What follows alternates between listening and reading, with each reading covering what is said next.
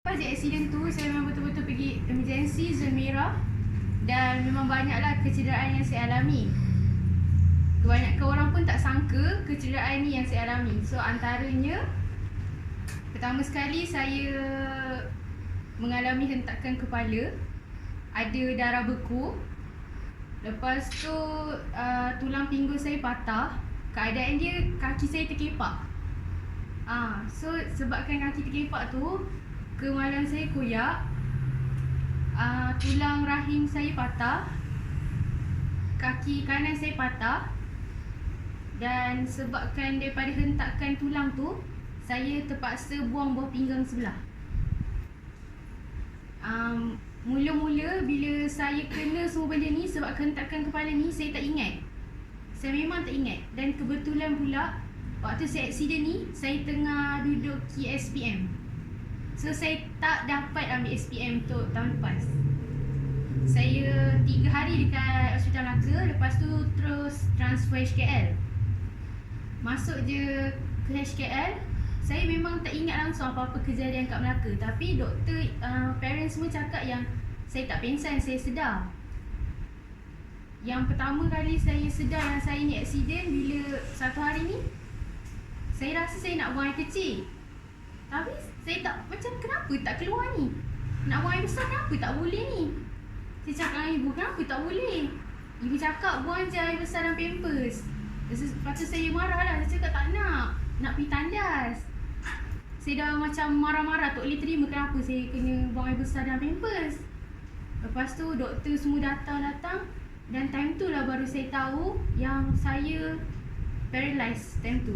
Saya lumpuh untuk satu badan time tu. Saya memang tak boleh nak gerak, tak boleh nak bangun langsung semua. Dengan keadaan dekat pinggang saya ni ada satu besi yang tercacap. Lepas tu time tu saya nak buang air kecil semua tak boleh normal. Sebab pundi kencing saya cedera masa tu. Memang semua pasang tube lah. Cara nak buang air kecil, air besar semua pasang tube. Lepas tu saya jalani rawatan dekat HKL. Macam-macam pembedahan, masuk besi semua. Kaki pun besi kekal, kat pinggul pun ada skru pun kekal juga, doktor cakap. Lepas tu memang kesan daripada tu, doktor cakap mulanya kesannya saya akan lumpuh. Dan kesan keduanya, saya akan mandul waktu tu dia cakap. So macam saya pada mulanya yang seorang yang normal ni, bila kita dapat berita macam tu kan, dalam keadaan umur saya yang muda ni pula, saya macam tak boleh terima. Saya memberontak lah. Saya cakap dengan ibu, kenapa orang tak mati je? Bila kena ni kenapa orang tak mati je? Lepas tu ibu cakap, kalau Tuhan nak kau mati, kat jalan raya tu juga kau dah mati. Tapi kau kena fikir apa hikmah, apa dosa yang kau dah pernah buat sampai ni balasan dia. Ibu cakap macam tu. Time tu saya betul-betul saya macam terfikir juga. Tapi masa tu pun kita masih perasaan kita bercampur-campur lagi. Kita boleh terima dengan keadaan kekurangan diri kita kan. Yelah, perempuan mana yang boleh terima bila kita dapat tahu yang tu keadaan kita. Lepas tu macam-macam operation, buat itu, buat ini, menanggung sakit lah setiap hari.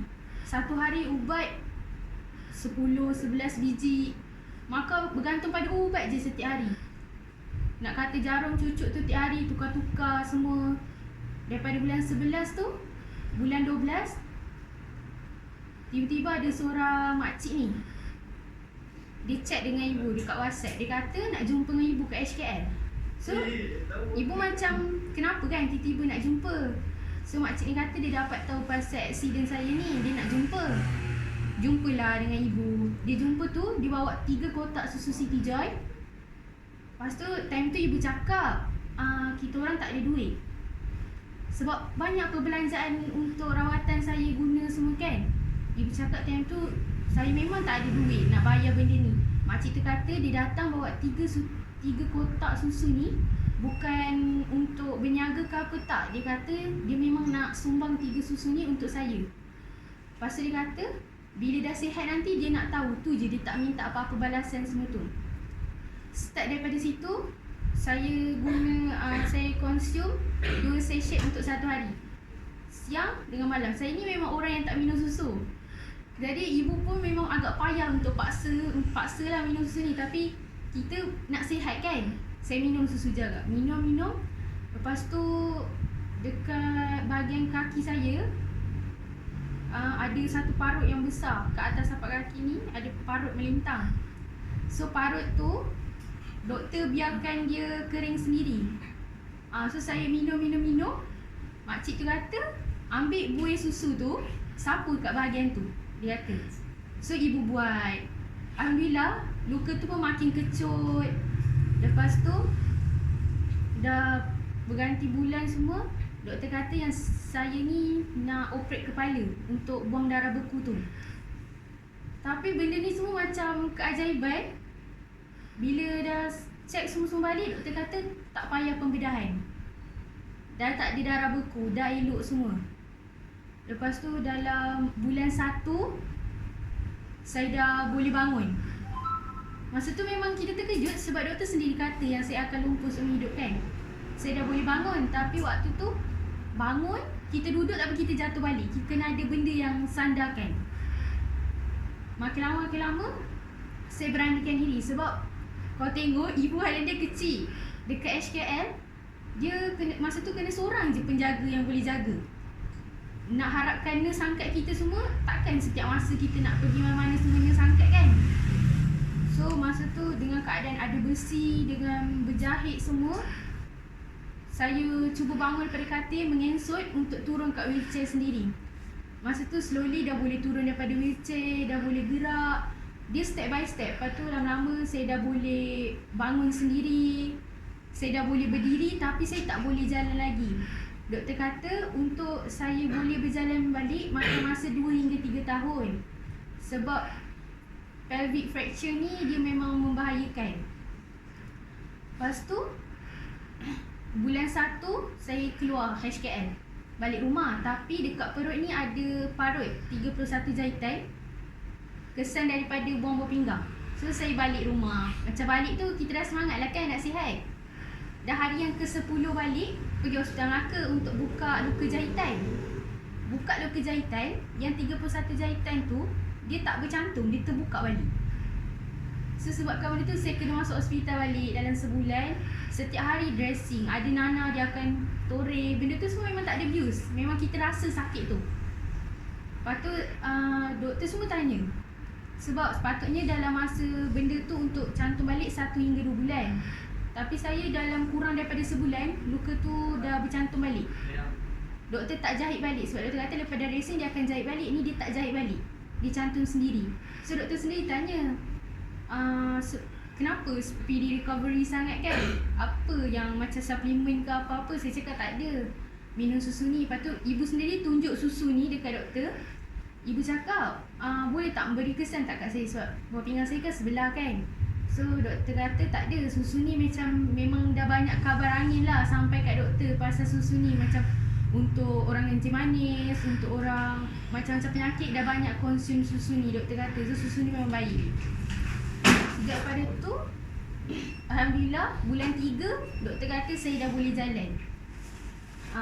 Dan bulan 3 tu juga, sebelum saya boleh jalan tu dengan kerusi roda juga, saya cakap dengan ibu ayah semua, saya nak repeat SPM. Saya masuk sekolah balik. Kiranya saya lambat setahun lah untuk ambil SPM tu. So saya pergi juga ke sekolah dengan wheelchair semua. Saya merasalah juga kita nak ke mana-mana susah, orang nak angkat semua kan. Rasa macam kita ni menyusahkan orang semua. Tapi saya nak juga sijil SPM tu macam mana pun. Saya tak nak sia-siakan benda ni. Betul-betul masa tu pula baru sekolah berapa hari PKP. Dah cuti sekolah. Lepas tu pergi fisio semua, doktor kata yang saya dah boleh jalan. Tapi saya start boleh jalan guna tongkat tu tak ada fisio. Saya buat sendiri kat rumah. Saya search YouTube, saya tengok semua, saya buat sendiri kat rumah. Lepas tu dah dalam 2 minggu tu saya masih bertongkat lagi. Keadaan kaki pun sakit lagi. Saya try pergi hiking, saya try pergi jogging. Mula-mula saya jalan memang timpang. Doktor kata memang kesan dia saya jalan akan timpang. So macam saya perempuan, kalau timpang macam saya macam tak boleh terima tau. Saya buat lah hari-hari, saya nak bersenam, nak ni, sakit-sakit tapi saya buat juga. Saya nak jalan banyak apa semua. pergi sekolah pun macam tak boleh nak duduk lama, tak boleh nak jalan lama. Tapi saya tak berhenti minum susu ni. Memang tak berhenti. Ibu bagi susu ni. Dan alhamdulillah macam sekarang, saya baru-baru hari tu saya pergi ortopedik. Doktor ukur semua kaki sebab hari tu dia kata keadaan kaki saya mungkin akan pendek sebelah, sebab tu yang akan tempang. Ukur semua tak ada, tak pendek, tak ada apa. Dan mula pun doktor kata akan nak buatkan saya kat OKU. Dan ni alhamdulillah doktor kata tak perlu kat OKU. Dan sekarang pun saya tak tempang. Lepas tu perkembangan dia pun banyak yang macam daripada susu ni. Doktor pun yang pasal hal mandul tu pun cek balik, doktor kata saya boleh mengandung macam biasa, tak ada masalah. Tu memang satu nikmat lah bagi saya. Saya bersyukur sangat. Dan banyak lah, contohnya macam tekanan darah saya rendah, apa semua, saya minum susu ni semua. Saya lebih sihat. Senang cerita memang daripada susu ni saya lebih sihat. Saya dapat kesihatan tu. Dan tahun ni bulan 2 saya nak SPM, doakan. InsyaAllah. Ayo. Sukses. InsyaAllah.